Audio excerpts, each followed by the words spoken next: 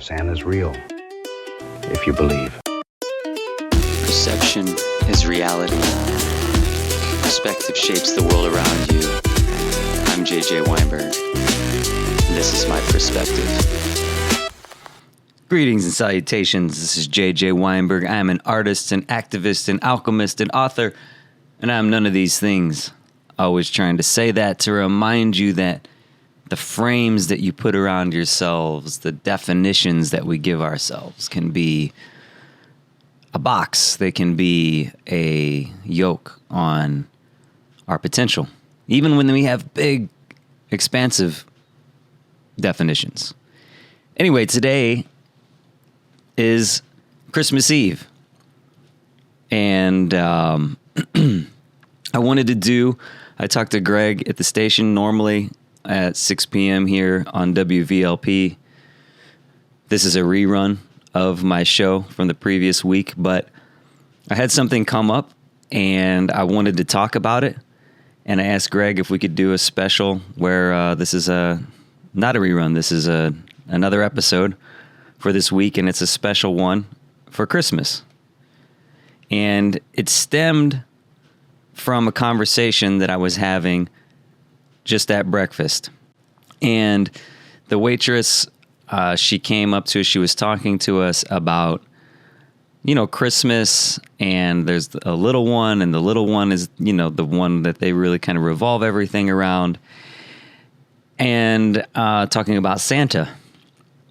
And so before we go any further on this Christmas Eve special, I want to say clearly and kindly, if you have young children around, this is not the episode to have playing in the background. This is a conversation for the older among us, the adults, the parents, the caregivers, and anyone who's wrestled with how we handle truth, magic, and meaning. So the question is Santa real? And I want to let you sit with it for a minute before we get into it. But just think about that question. Is Santa real? As an adult now listening to this, thinking about it, in your experience, is Santa real? Whether you, especially if you have children or have, young nieces and nephews or something that you've, been around, is Santa real? Another thing I'm going to say right now is that this episode is going to be available. I'm going to put this right now on my YouTube channel so you can be listening to this now here. So you may be joining us at the same time as it's on WVLP.org. I also want to thank Voga Barnes and Denny. They're the underwriters for this program. Thanks to them, we're here to reflect on these kinds of perspectives. Tonight's not about ruining anything. It's about protecting something. So, is Santa real? And what I want to get to, the core idea, in my understanding, in my perspective, is that something can be true without being factual. Something can be true without being factual. So I think we have a lot of mythologies in the human experience, a lot of myths and legends that point to truth. But that doesn't mean that they're factual. So they don't have to be factual to be true. Love is real. It's not exactly measurable. I mean, you can measure it by, I suppose, actions, especially beyond words. Meaning, purpose is real, but it's not physical. Music is real, but it's invisible. Oxygen, even for that matter, is the life force of a human being. It's like without oxygen, we're gone. But you can't see it. Courage, hope, mercy, beauty, forgiveness. We're going to talk about forgiveness for sure on an episode here of Perspective. But these are truths. These are real things, but they're not necessarily physically represented. So most children in the United States have some experience with Santa Claus. And now we're living in this age of AI and ChatGPT, and even well before that, just Google. And kids at the youngest age having iPhones or iPads, tablets. I mean, if you've ever watched a child at the youngest age, 4, 5, 6, you hand them this glass plate, right, with graphics on it, and it's just almost like they're already intuitive. It's almost like when you watch an animal being born and how it learns to walk within the first, day, and we're like, how does that happen?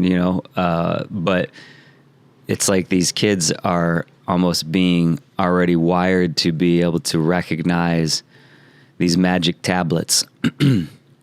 And so they can easily, this was something later the day after I was talking to the waitress, and then the person checking me out had said, well, yeah, these kids, they just Google, is Santa real? I'm like, oh my gosh, I never thought about that. Right? There's a whole generation of kids that are getting on Fortnite and anything else. They can just so easily Google something.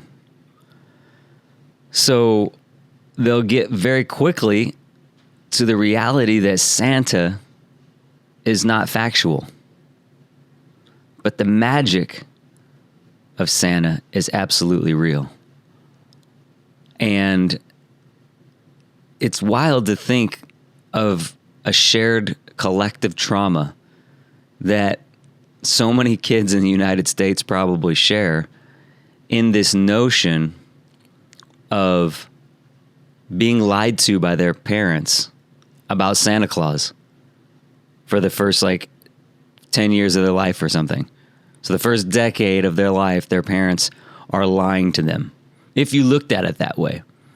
But that's what I want to get to, this bridge. What is the bridge between the magic that Santa represents and the truth of that versus it not being a fact, and how that plays into things like religion, and other mythologies that we have in our life. So I think we don't have to throw the Santa out with the bathwater. Myths are vehicles. Legends carry meaning forward. And stories survive because they work. Right? So many people, if you're listening in the United States and you're listening from a Christian perspective, might say Jesus is the reason for the season. I'm not here to criticize or proselytize. But let's look at the vehicle of the man, whether you see him as a myth or an actual newspaper account of things. You don't have to be a Christian to understand the truth behind loving your enemy and to do unto others as you would have them do unto you. You don't have to be a card-carrying Christian to believe that the things that you do unto the least of us, you do unto yourself and to your own family and to your community. So you don't have to believe in miracles to understand what compassion does to the human heart. So what I'm getting at here is a myth doesn't fail because it isn't literal. So however you feel about the reason for the season Jesus, if that's where you're coming from, for or against, the myth doesn't fail because it isn't literal. And that's what I'm getting at. The myth fails when we don't know how to carry it forward. The myth itself and the story is, especially if you understand early Judaism, you have to look back at the time when these documents were being framed, whether it's the early versions of the Bible, the Torah. These were largely, Jewish tradition largely in Jesus' time was oral. It was shared from person to person. So it was shared through vehicle of story. Now, if you don't have the ability to read or write, which most people didn't at that time, that was reserved for scribes and lords. So most people did not read and write. So the only way to carry the tradition was through these stories, campfire, tales. Well, it's a lot easier to usher a truth through a magnificent myth, right, than it is to say, oh, Jim went here this day, Jim came home, Jim did that. It's like, that's not something that people are going to remember. They'll remember when this person walked on water. But if you look at the walk on water story, even in the Bible, you're in a tempest, there's a storm, you're out at sea, people are letting their fear take them over. We know that a drowning person flailing is more likely to drown because of their fear then. And then here comes a person who says, hey, it's all good, and appears to walk on water. Does that mean that Jesus had to literally walk on water? Or could the myth be that he calmed the tempest, he calmed the storm, and that storm might have been the storm of anxiety and fear and angst in the people, and then he appeared to walk on the waters of what was once a storm? And so, this is where I'm looking at Santa is, and, of course, most people would see the connection and the blending of the Christian story with Jesus has a long hair and a beard, and he turns out to have a long white hair and long white beard. So the kind of visual representation even is there. But it's basically saying that Santa doesn't have to be factual to be true, to be real. So when I hear the waitress and I think about so many parents and these kids and them finding out on Google that Santa isn't real, or the parents the one year have to sit down with the kids and say, hey, by the way, Santa isn't real. Or even maybe worse, what probably happens more often, because I don't remember my mom sitting down with me and saying, hey, so by the way, Santa isn't real. It's kind of one of those things that I guess we just assume is a rite of passage, and that we discover on our own eventually.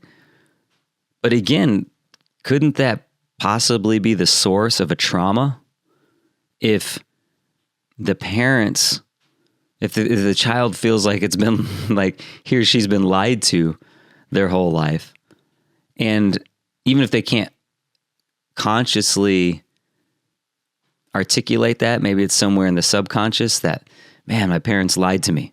So what's the bridge? There has to be a bridge, because the magic of Santa is real, even if Santa isn't factual. But then if you think about this, every person listening who's an adult had that experience in their life. And they remember, not only do they remember potentially, even if again subconscious, when they had to discover that their parents were lying to them, they also, you listening, also remember when you believed in the magic. And so if you have children, I can only imagine, I don't have children, so it's like, but again, my niece and nephew, I can remember when they were little, and it's like just this notion that we don't just do Santa for the kids. We do it because it lets us believe again. We get to get in that moment and that space where we see the joy in their eyes and we see them light up because they believe, and we're living vicariously.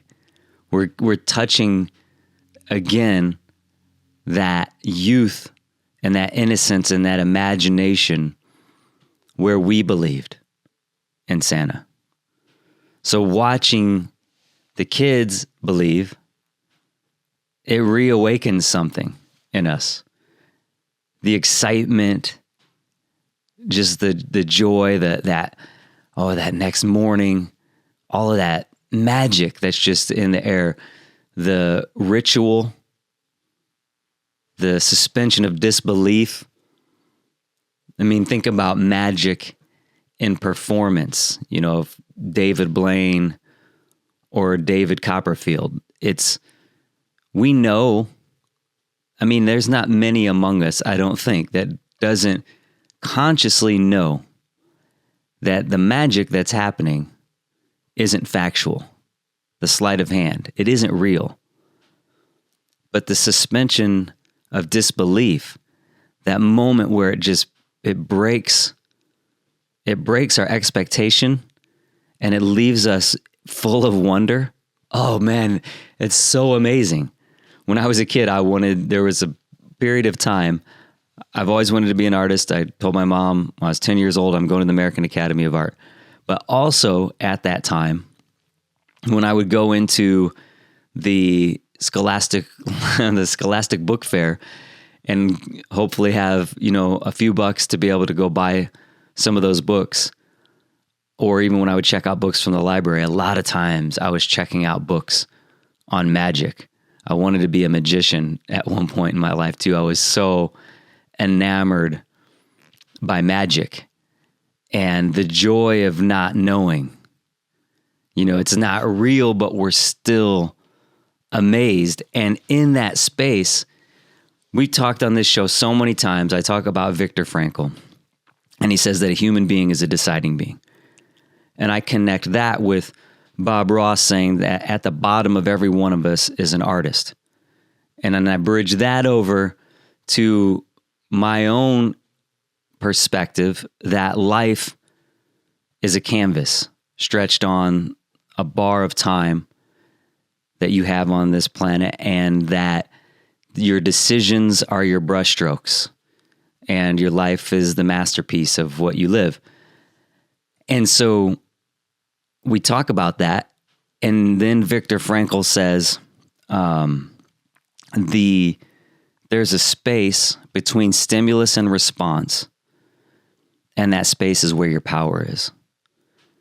And, when you're in Nazi Germany and you can expand that space through meditation, through, mental fortitude and spiritual fortitude, and that's what he did, to find meaning, to find purpose in the pain, then you open up, you widen the gap between the stimulus and the response. And then therein, you get to be the human being that is a deciding being, which is the creator, the creating being that creates your days, that changes your perspective, which changes the rest of your days for your life. So magic does that. Magic is one of those things that opens up. And so we're talking about the magic of Christmas. We're talking about the magic of Santa Claus. But like, again, sleight of hand, David Blaine, David Copperfield magic opens up that space. It widens that space. And if anything that can widen that space allows our creativity to just bloom. It allows our spirit to really choose maybe something different, which is what's so beautiful. So magic doesn't disappear when you understand it. It deepens. It's really just about the framing again. So at the beginning of this, like I say, I'm an artist, I'm an alchemist, I'm an activist, I'm an author, and I'm none of these things. I'd like to put on there I'm a magician. And in fact, my book that I wrote in 2022, people ask me about the book, by the way, I wrote it by hand over 7 journals. So it's all in paper. The book is done because I did it all in 2022 as a dedication and an observation and a meditation for my dog, Francis, who passed in 2022. But I still am in the process of actually using technology and recording the audiobook to get it actually finished. But I say all that because the title of the book is Serendipity According to Francis, the autobiography of an alchemist, a mystical memoir of a man and his dog. And so I could add magician.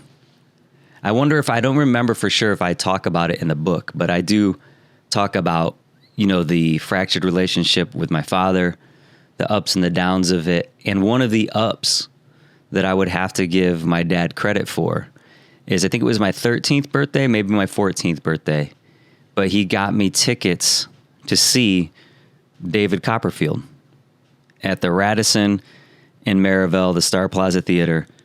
So as a little boy who wanted to be a magician as well as an artist, it was a really incredible experience. And of course, my birthday is December 12th, so I'm kind of one of those Christmas birthday. So I'm one of those Christmas birthday combo babies. It's funny though, because my mom always tells the story too, that Rudolph the Red-Nosed Reindeer was playing when I was born, and she never forgets that. And she loves Christmas. My mom's name is Mary.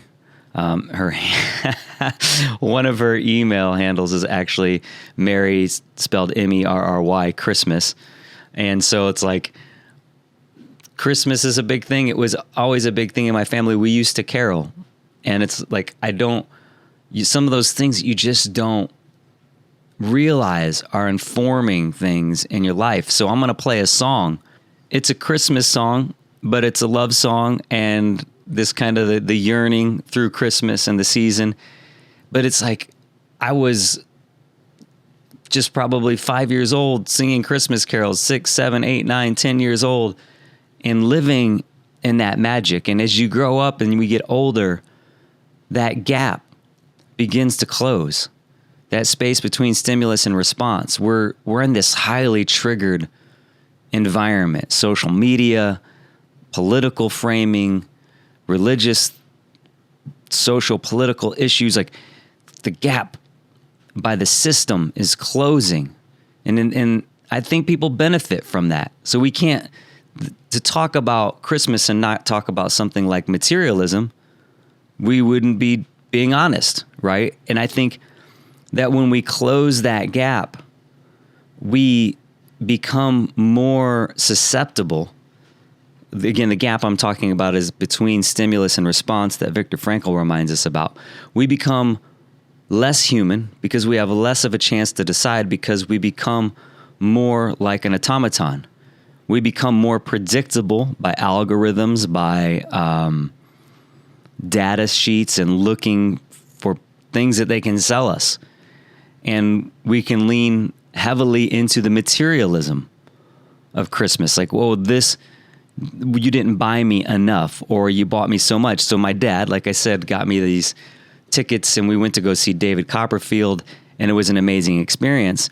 On the other side of that, I have this really tragic Christmas story that I could share about my dad, and I'm going to right here. I'm going to share it.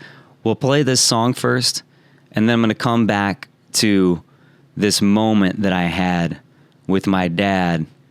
I was probably maybe 14 years old, 13 years old, somewhere around there.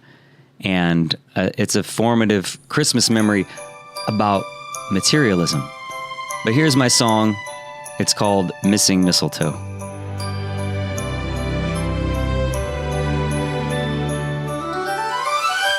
Missing mistletoe and the Christmas kisses we won't know. Wishing you stood below, but you left your angel in the snow.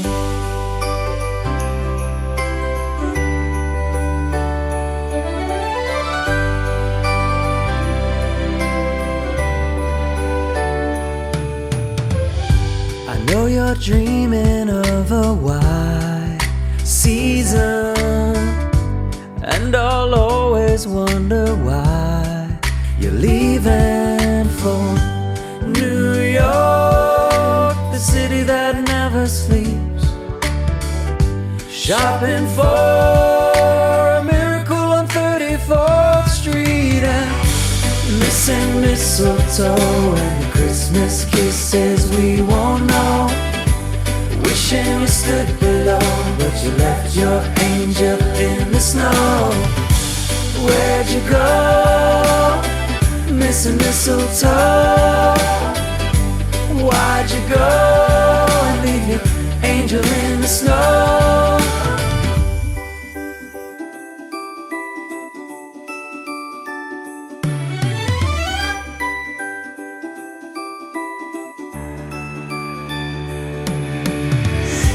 You know I'm back home and where my heart is. Flurries filling up that hole you left when you departed. I tried to trace your footprints and follow you, but this mighty white blizzard came howling through. I love to see the snow fall in your dark hair while you're dancing with the lights down in Times Square.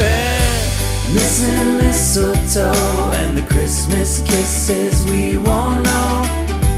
Wishing you stood below, but you left your angel in the snow. Where'd you go? Missing mistletoe. Why'd you go and leave your angel in the snow? Skating rinks and caroling around that Christmas tree, hoping as you open up those gifts you think of me. Missing mistletoe and the Christmas kisses we won't know. Wishing you stood below, but you left your angel in the snow. Where'd you go? Missing mistletoe. Why'd you go and leave your angel in the snow?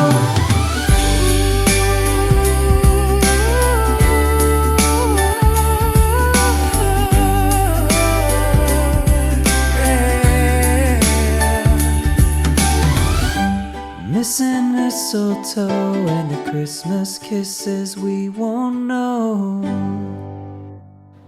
So I recorded that song about 10 years ago, and I just re-recorded a version of it this year. This is the first time I've shared it, so I hope you enjoyed it, Missing Mistletoe. But let's get back to this materialism, right? So my dad, I grew up in a family business around money. There was a lot of money in the family business.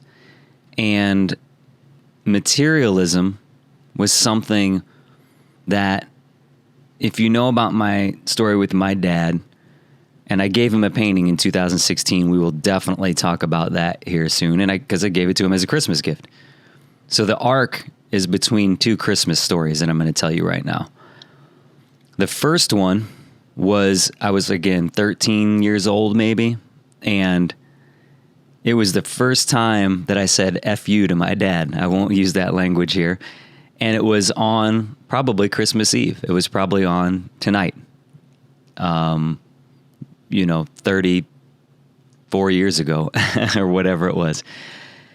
And what had happened was my dad grew up in the family business, around the family business. I grew up in and around this retail store in the middle of a cornfield. All roads lead to Toto, Weinberg's in Toto, Indiana. And so much of the backdrop of my experience was in and around that store and my grandfather's wallpaper store. And my dad, he eventually left the Weinberg store and was working for my grandfather. And my mom, what had happened was my Uncle Harold had passed. My Uncle Harold was basically Santa Claus for real. And he had passed. There was all this infighting in the family. And my mom was still working at Weinberg's of Toto. She was working in the family business. She and my dad had divorced. My dad was abusive. He was an alcoholic. I talk about this extensively in my book. I also talk about the redemption with my dad and, the forgiveness. But at this time, my dad, after my parents had divorced, there was a period of time when we couldn't even see my dad. I think it was for a full year because his alcoholism had led to some really traumatic experiences, and we weren't safe with him, to say the least. So when we did start to get to visit my dad again, when he kind of stabilized himself some more, he was getting us on, we would have a very specific kind of rotation, and on Christmas Eve, we would go to my dad's always. And there's one part of me that the kid that, wants the shiny new thing, absolutely loved it, right? Because he would kind of try to buy our affection. And I don't think he didn't mean it in a bad way. It's just how he kind of learned. He learned and he thought that if there's a representation here financially, then that means I love you, which leans into this materialism. And even to give that some space, if we think about it from a perspective, if we look at money as energy, and that energy was accumulated through toil and focus and genius or whatever it might be, to then transfer that energy can be seen as a loving action. I believe that, right? So we can't completely dismiss materialism either in that regard, right? But he wasn't coming from that perspective. It was more of the idea that, well, if I didn't have this or that, as far as himself, that it manifested as a lack of love. And it wasn't, you can give all of the love in the world and all of the attention and the focus in the world without a single material item being exchanged, right? So it wasn't that he was lacking the material items. It was that he was lacking the affection that he needed. And then it started to manifest the sins of the father visit the children. So in many ways, he was buying our affection. And so he would give us some of the most, I was a huge video game fanatic when I was a kid. And video games aren't cheap in any generation. And we would always have the coolest shiny new thing. And it was so awesome. I could almost count on it like clockwork. And I know that he also enjoyed seeing us enjoy it. So that wasn't bad. But what happened one year is I told my mom when I was 10 years old, I'm going to the American Academy of Art in Chicago. That was my plan. And it was the 13th, maybe 14th year. It was probably 14. I just gave an art talk at the Midwest Museum of American Art in Elkhart. I have a painting, Seduction of the Rabbit, in the museum, and they invited me to come do a talk on my art journey. And I did that on December 11th, day before my birthday. And I'm talking about a lot of these things in there. And one of the things that I'm talking about is my journey. I know I probably was 14 because I talk about my journey with Malcolm X. I talk about it first that Jackie Robinson, I find Jackie Robinson when I'm a little boy because my mom gives me a book. She gave us, my brother and sister and I, she gave us these value series of children's books. So like the value of imagination, the value of XYZ, and the Jackie Robinson book was the value of courage. So she gave me this Jackie Robinson book, and that was a foundational memory for me, something that I leaned into understanding and following Jackie Robinson's story. And then I remember when I was 13, so I think it came out in November of that year, it was with my dad on a visitation, and we went to go to the movie theater, and I said, I'm going to see this movie. We were all going to see a movie, and then once we got there, I'm like, I want to see this one. And I went he allowed me, which was cool. I went into that theater by myself. I don't remember what they saw, but I saw Malcolm X, Spike Lee's Malcolm X. So I go, I watch Malcolm X. I come out of Malcolm X just on fire. I'm making Malcolm X t-shirts in Knox, Indiana, which if you know anything about Knox, Indiana, it's Mayberry. There's the quaint, loving your neighbor community aspects, which are beautiful. And then there's some also potential for closed-mindedness. So it's kind of like a double-edged sword.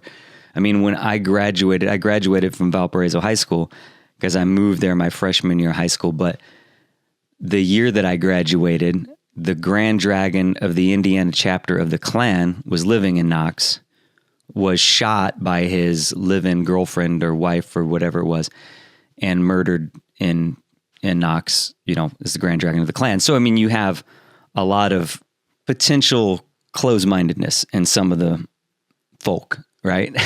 But, so I'm making these Malcolm X t-shirts, and now I know why it was that year, because I remember coming down for Christmas, and what I saw just lit me up like a light bulb. I think maybe that's when I got Malcolm X's autobiography too. I must have been just completely invested in talking to my mom about Malcolm X, because I have a Malcolm X poster, Malcolm X autobiography as a book, and an art desk. Like my first official art desk. I mean, I'm 10 years old. I'm drawing on the kitchen table. I'm drawing probably on the linoleum floor. I'm drawing in between the bunk beds and the furniture department at Weinberg's store. I'm drawing everywhere. But now I have my spaceship. I have my alchemist table, right? That I'm going to go and craft my future and write my passport to the American Academy of Art, where I'm going to go after I graduate high school, that I said when I was 10 years old. So this is my raison d'etre. This is my altar, my art desk. Amazing. I am just I'm over the moon. I am elated. And I don't remember, I probably wasn't Santa that gave it to me at that time, because I was, I'd just turned 14, because again, December 12th is my birthday. So I am so amped about having this art desk, this amazing place where I'm going to create. So I'm dating myself here. It was 1992. I know now the Sega CD, the attachment for the Sega Genesis came out that year.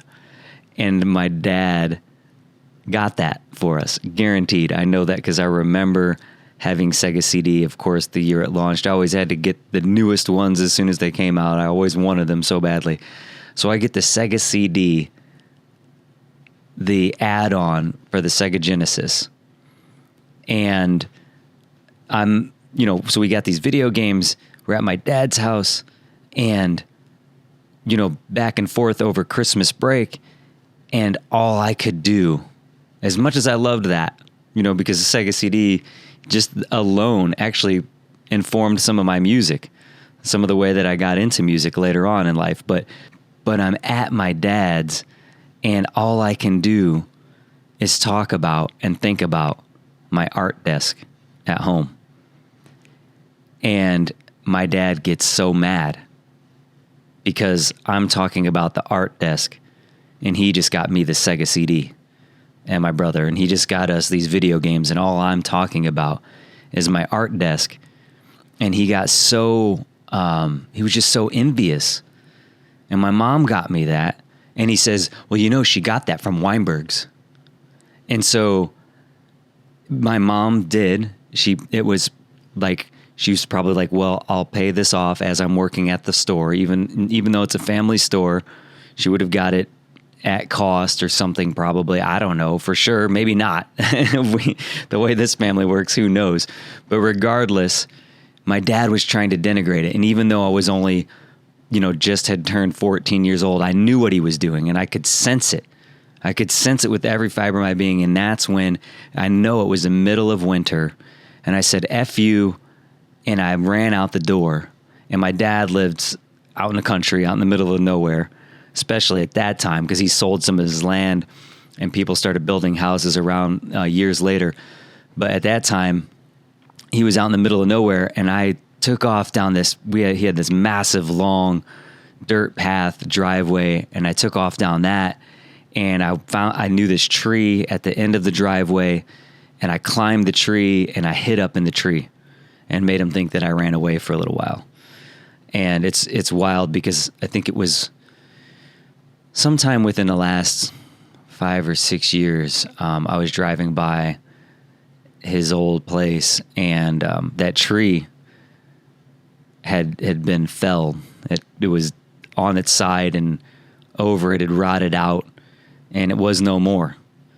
And for me, it was kind of this symbolism of that's gone.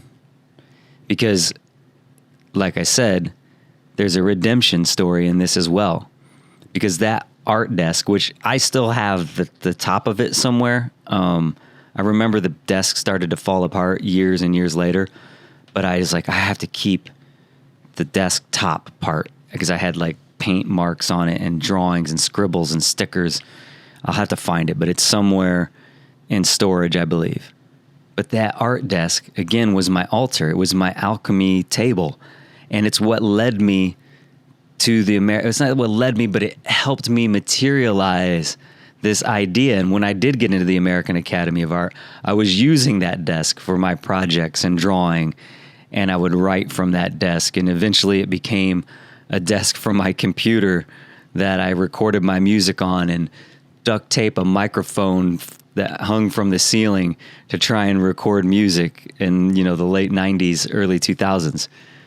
But it wasn't a material possession. I mean, of course it costs money, but that's what my dad was trying to put down with my mom. Well, she got it from Weinberg's, right? Whereas I paid money for this other thing. And you're just talking about that. But again, the reciprocity, this full circle moment, the magic of Christmas, of forgiveness, of being open, it created, I didn't paint from that table, but that table was a stepping stone. It was part of the ladder to get me to the place where years later, the Cubs win the World Series, 2016. And as soon as I saw that moment, I was there watching it on the TV, and I was by myself. It was late at night. I started just weeping. It was like so intense, so emotional. And I'm not a huge baseball fan, and I have a sordid history with baseball because of my dad. But it's the lore of it all, the notion that the Cubs are the lovable losers, and that as an artist, you're always thinking, well, next year's going to be the big year for me. And the same thing was always with the Cubs, and just the family legacy of what the Cubs meant. I mean, when I was a kid, my dad had the Cubs, this mural in his bar room with the Cubs painted larger than life. The mural is actually, in retrospect, looking back, not very well done, but as a kid, I'm like, there's art on the wall, and it's huge, and it's the Cubs, and it's Ryan Sandberg. And little did I know that in 2017, I would be painting a portrait of Ryan Sandberg for a charity, and he was there, and we'd shake hands, and he'd sign it, and we'd raise money, for a cause. And looking at that Ryan Sandberg on the mural, I'm like, wow, it's like such a crazy journey to be on. So the Cubs win the World Series, and I hear the voice. I hear this whisper. And at the time, I didn't realize I was going to name the painting Field of Dreams, which is what I titled the painting.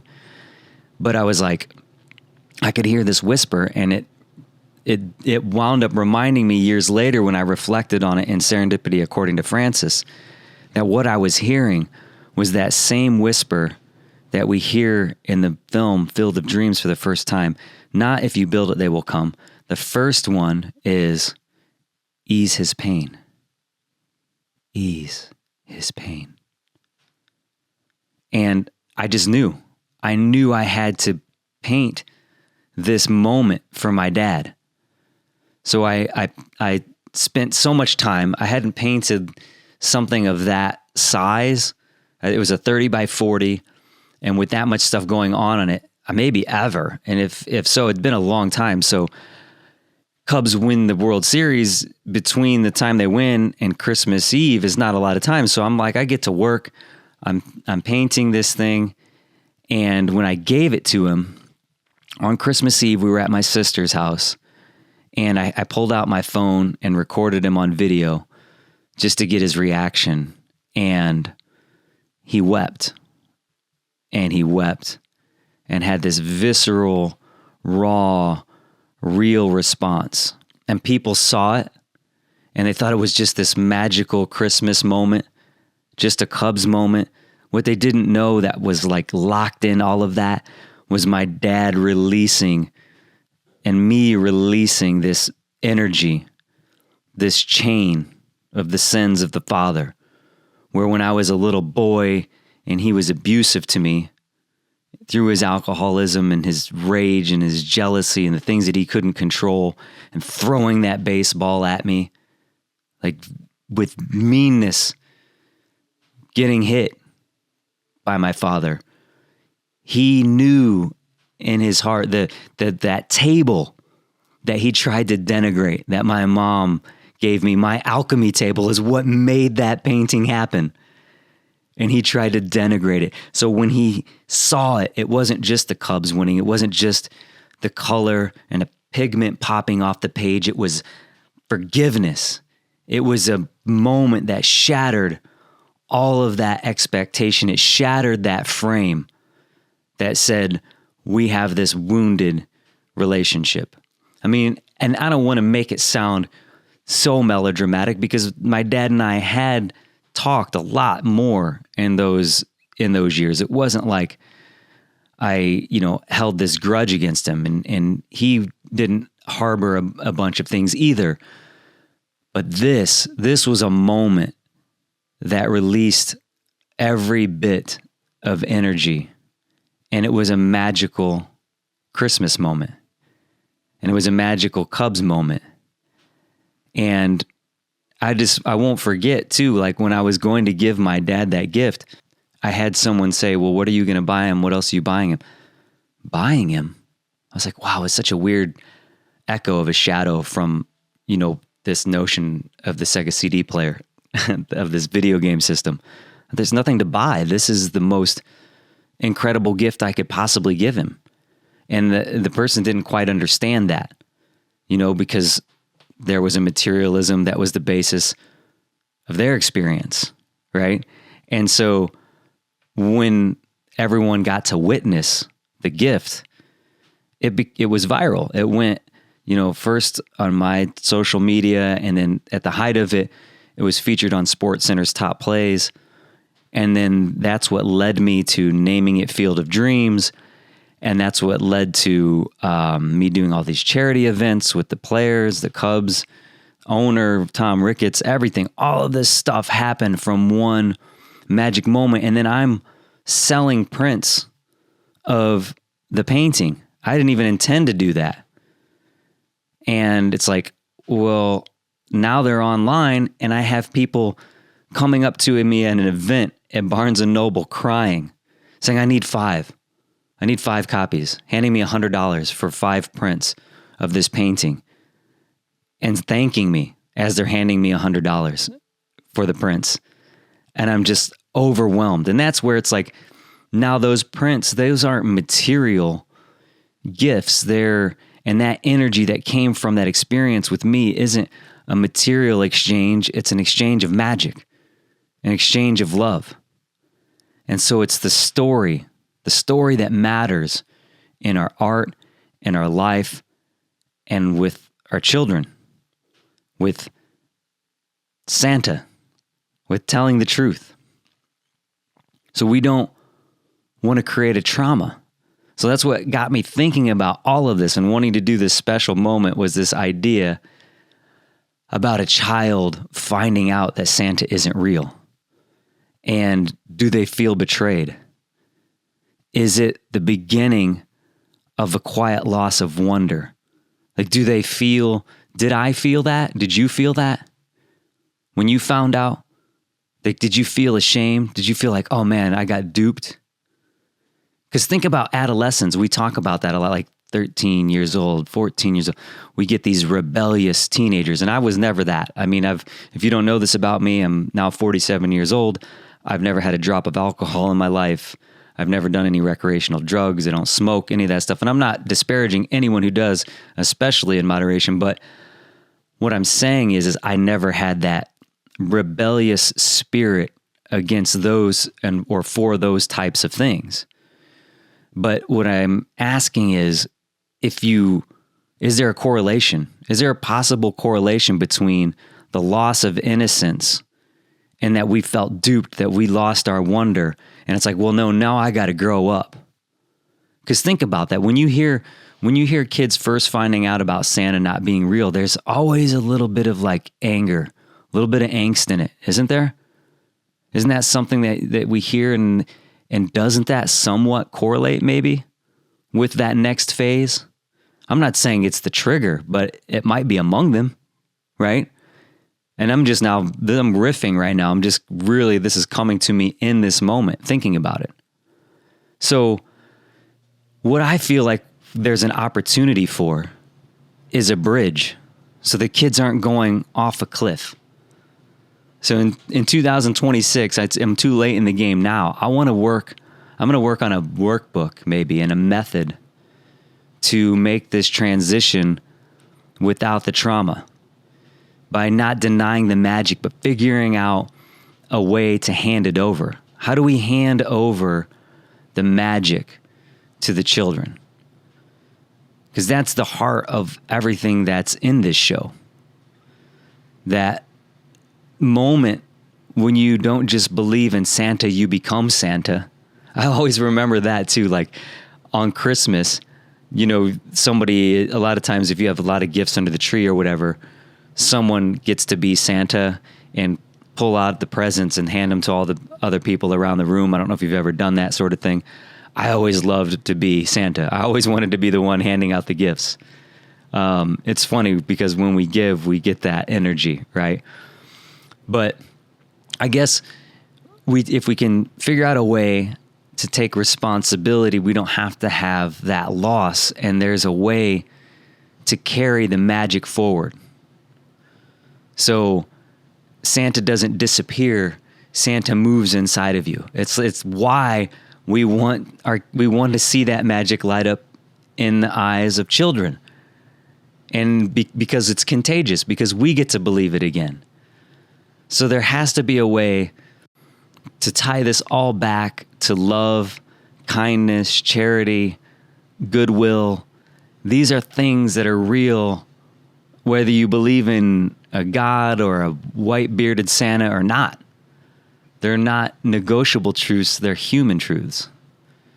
So Christmas doesn't need to be about pretending. It's about remembering that kindness is real, remembering that generosity matters, remembering that magic doesn't vanish when we grow up. It asks us to carry it in a different way. So we want to protect our children. We want to honor our parents. We want to reframe this truth as expansion. We aren't here to dismantle Santa. We're restoring him and figuring out something that we've not done responsibly. I don't feel like, I look at Elf on a Shelf and I think that's amazing. My friend is doing it. Little boy sees the elf moving around the house. His mom moves around the elf around the house, and the imagination is just exploding. And then we forget how to use our imagination until we can do it again to another child, for another child. We create that theater. There's a way to do that in our lives. And I think that if we figure out what that talk looks like, that transition from when the child starts to realize that Santa isn't a fact, if we're articulate enough, if we're patient enough, if we believe and lean into the magic and that imagination, we can figure out a way to usher the child into realizing that Santa isn't a fact, but he's real. That magic isn't factual, but it's real.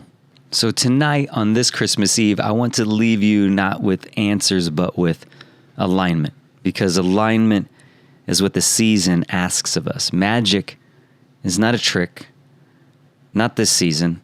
The magic of Christmas is not sleight of hand. Magic is what happens when imagination and love crystallize into action. Forgiveness lives there, grace lives there, wonder lives there, and wonder is not childish. It's courageous. The great mistake that we make as adults is thinking that maturity requires the abandonment of mystery. But maturity doesn't mean the death of imagination. It means that we have a responsibility to protect it. So the reason for the season was never bearded men, not in red suits or otherwise. It's never literal reindeer. It's never even about getting the story exactly right. It's just about purpose, finding meaning.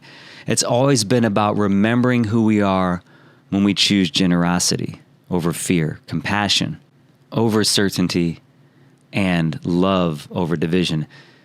I say this as someone who has, Jewish roots, raised with Christmas lights in the window and the glow of Hanukkah candles somewhere in the memory of my great-grandfather, as someone who knows that light multiplies when it's shared, as someone who's watched a single flame ignite another without diminishing itself. That's what a flame can do. Hanukkah teaches us that miracle is endurance. Christmas teaches us that miracle is love. Other traditions teach us that miracle is surrender or balance or compassion or awakening. Different words, same truth. You don't have to agree on theology to agree on kindness. You don't have to share a doctrine to share wonder. Across religions, cultures, generations, the thread is the same. We tell stories so that we remember how to live. We create myths, not to deceive, but to reveal, to pass down symbols so that love doesn't have to reinvent itself every generation. And when the literal story falls away, the truth doesn't have to disappear, it deepens. So we don't ask whether the magic was real, we ask whether it changed you. Ask whether it softened you. Ask whether it made you kinder. Ask whether it reminded you that you belong to something larger than yourself. May you carry the wonder, may you protect the magic, may you give freely, and may you remember always that love is the truest thing that we have. Until next time, happy holidays to you and yours. Santa's real, if you believe. Perception is reality. Perspective shapes the world around you. I'm JJ Weinberg, and this is my perspective.